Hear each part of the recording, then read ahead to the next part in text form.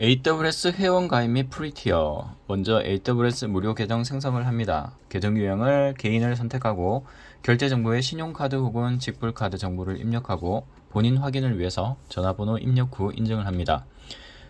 지원 플랜 선택은 기본 플랜을 선택하면 회원 가입 절차가 완료됩니다. AWS 웹사이트에 무료 회원 가입을 하면 프리티어를 통해서 실습에 필요한 대부분의 서비스를 무료로 체험하고 사용할 수 있습니다. 주요 제품들이 처음 가입하고 12개월 동안 무료로 사용 가능하며 일부 서비스는 특정 사용량까지 계속 무료인 서비스도 있습니다. 상세한 내용은 아래 AWS 프리티어 웹사이트에 방문하셔서 확인하시기 바랍니다.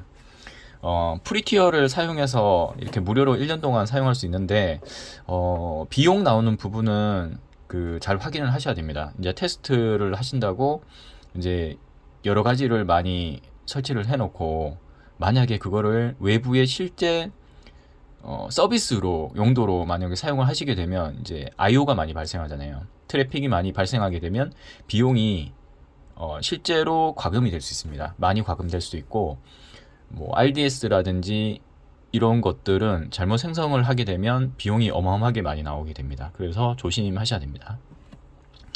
여기 보면은 750시간 이 프로티어 12개월 무료라고 되어 있고요. 이제 스토리지 S3도 5기가까지, 그 다음에 RDS도 750시간 프리티어 그 장비겠죠. 750시간인데 이런 거 생성할 때 요 사양에 맞게 그 밑으로 잘 생성을 하셔야 됩니다. AWS 제품을 사용하는 방법은 크게 세 가지가 있습니다. AWS 관리 콘솔, AWS 매니지먼트 콘솔이라고 하는데 이건 웹에서 접속을 해서 GUI 방식으로 해서 버튼 클릭하거나 뭐 이렇게 링크를 클릭해서 조작을 하는 거죠. 사용자는 웹 브라우저로 접근하여 웹상에서 조작으로 서비스를 사용할 수 있습니다.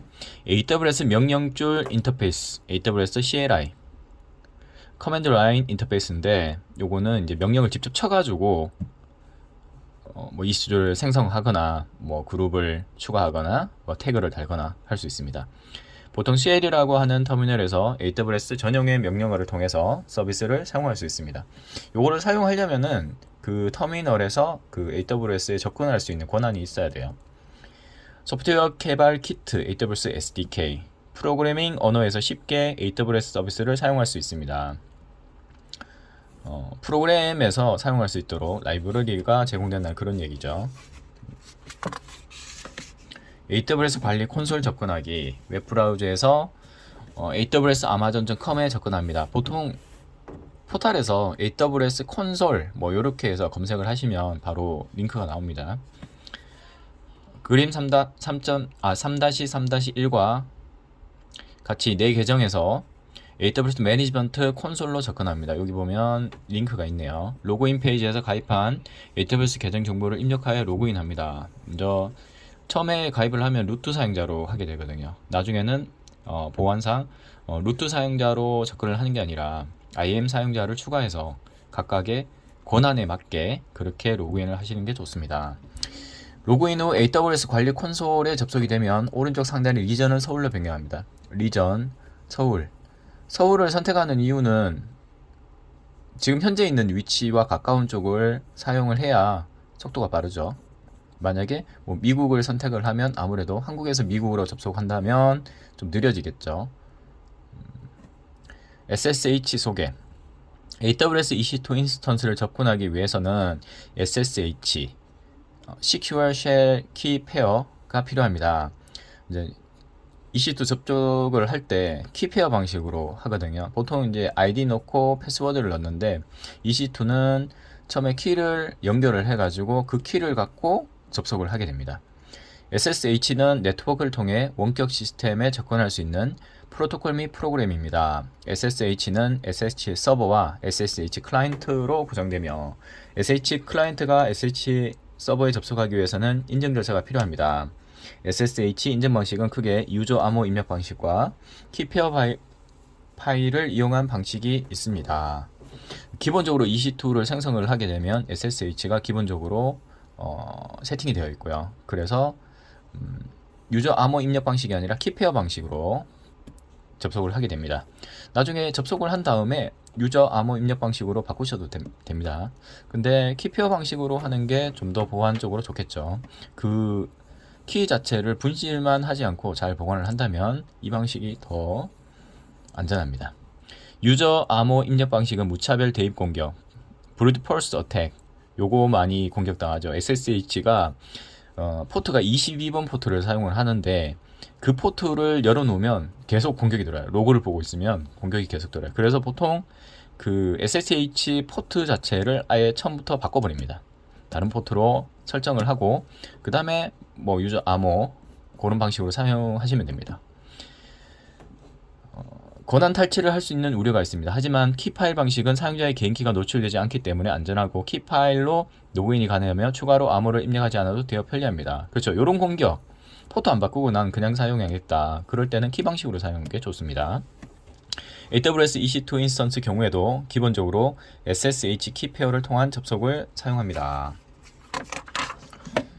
자, SSH 연결, SSH 클라이언트 사용자 개인 키가 있겠죠. 암호 통신 서버, 사용자 인증, 사용자 여기는 공개 키가 있을 거고 그거 갖고 매칭을 해서 이제 연결 허용을 하는 거죠. AWS SSH 키 페어 생성, 서울리전 본격적인 EC2 배포 실습을 하기 전에 미리 SSH 키 페어를 생성해 봅니다. AWS 관리 콘솔 서울리전에서 EC2 서비스에 접근을 하고 이제 콘솔에서 접근한 다음에 EC2 서비스에서 검색을 해도 되는 거거든요. EC2를 검색하면 여기 있죠. 서비스의 좌측 메뉴에서 키페어 메뉴에 접근합니다. 여기 보니까 서비스 가고 EC2 네트워크 및 보안의 키페어가 있죠. 키페어를 선택을 하고 우측 상단에 키페어 생성을 클릭합니다. 키페어 생성 클릭을 한 다음에 키페어 생성 페이지에서 정보 입력 후 키페어 생성을 클릭합니다. 키페어 이름은 자신이 편한 것으로 지정하면 됩니다. 서비스에 맞게 사용하는 키페어 이름을 정하면 되겠습니다.